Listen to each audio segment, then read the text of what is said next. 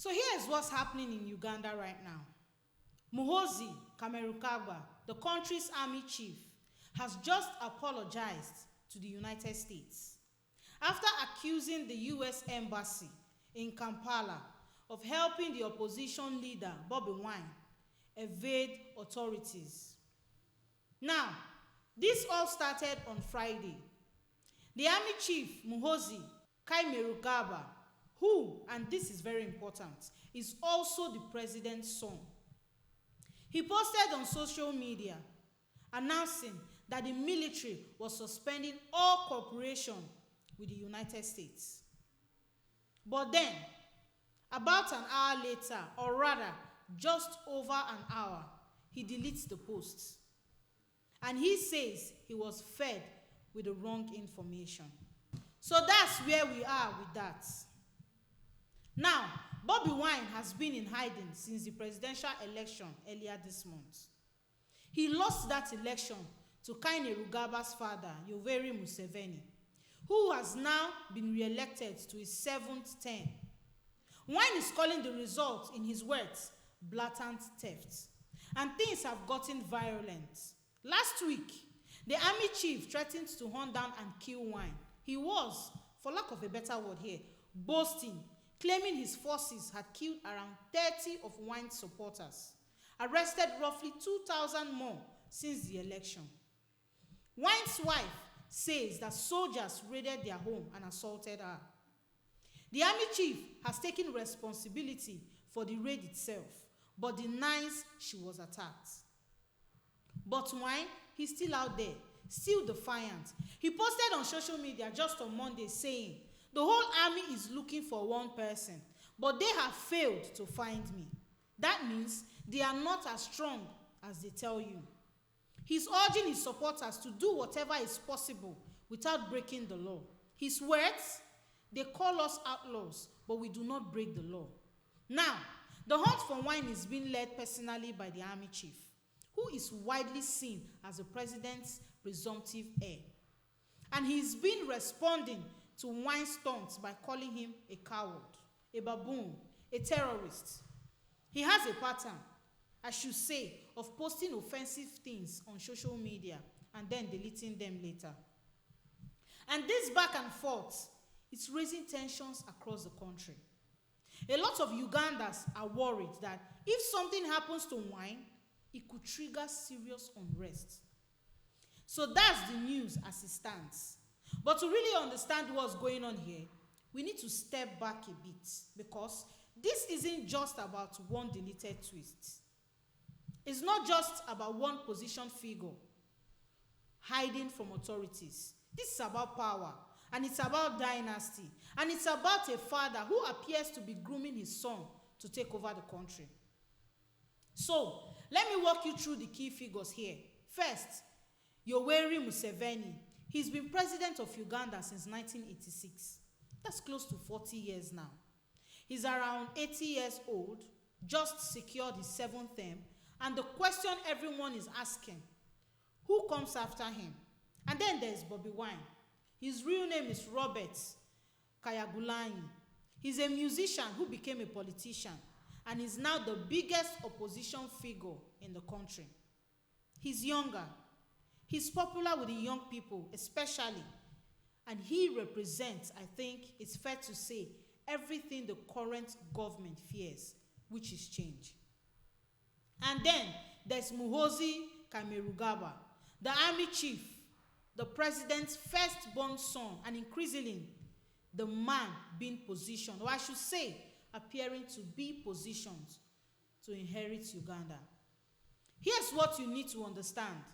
President Museveni has been, by all appearances, systematically grooming his son for power. This has been going on for years. And military control is key here in Uganda. Whoever controls the army effectively controls the country. Museveni knows this better than anyone. It's how he came to power back in 1986. So what did he do? He put his son in charge of the land forces, then promoted him to full general. Muhoozi now commands the most powerful military unit in the country. Then there is a constitution.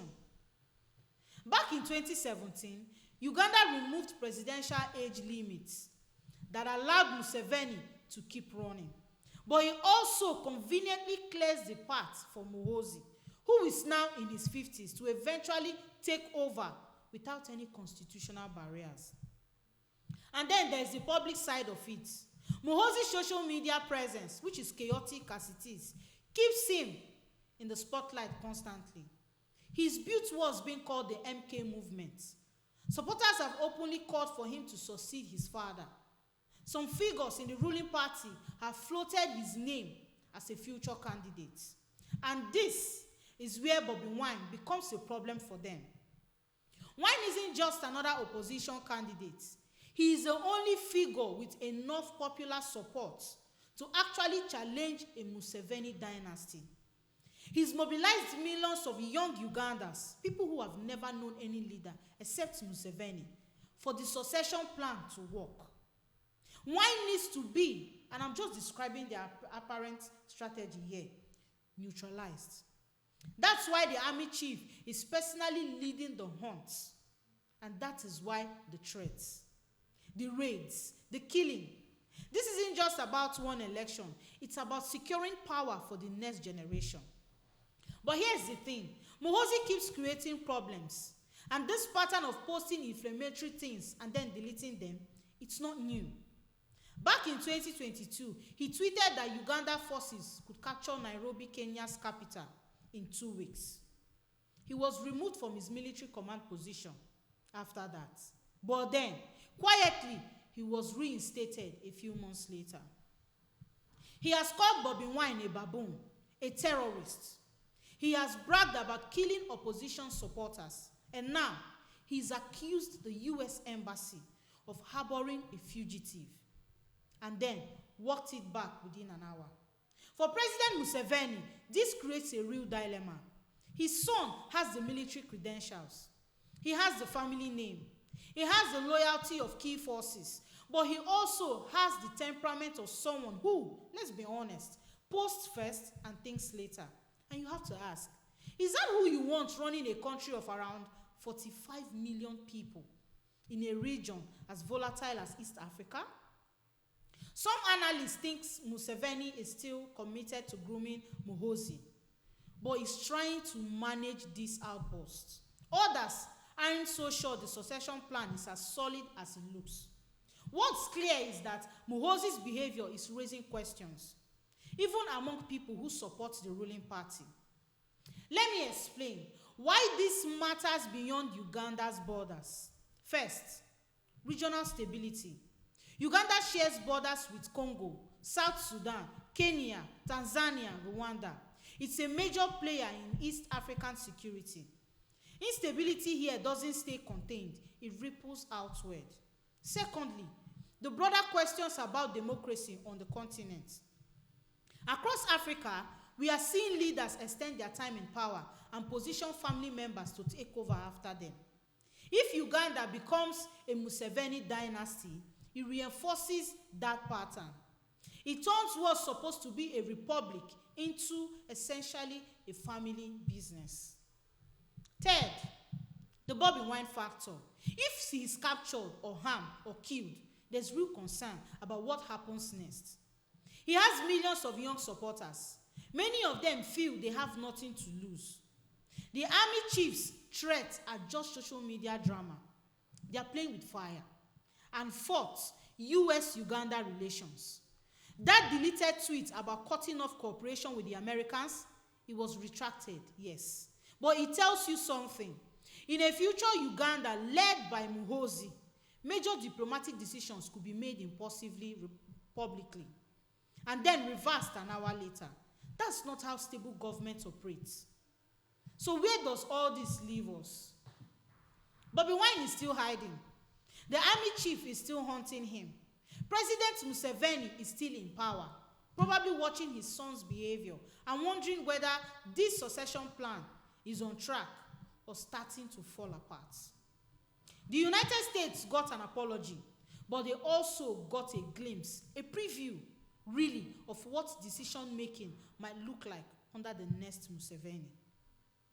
Uganda is at a crossroads right now, and the question isn't just about this election or this manhunt. It's about whether one family is going to control this country for another generation and what that is going to cost.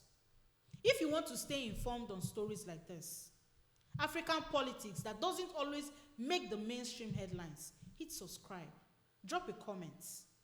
Do you think Muhoozi will eventually become president? Is Uganda heading towards a dynasty? My name is Peace Solomon, and I'll see you in the next episode.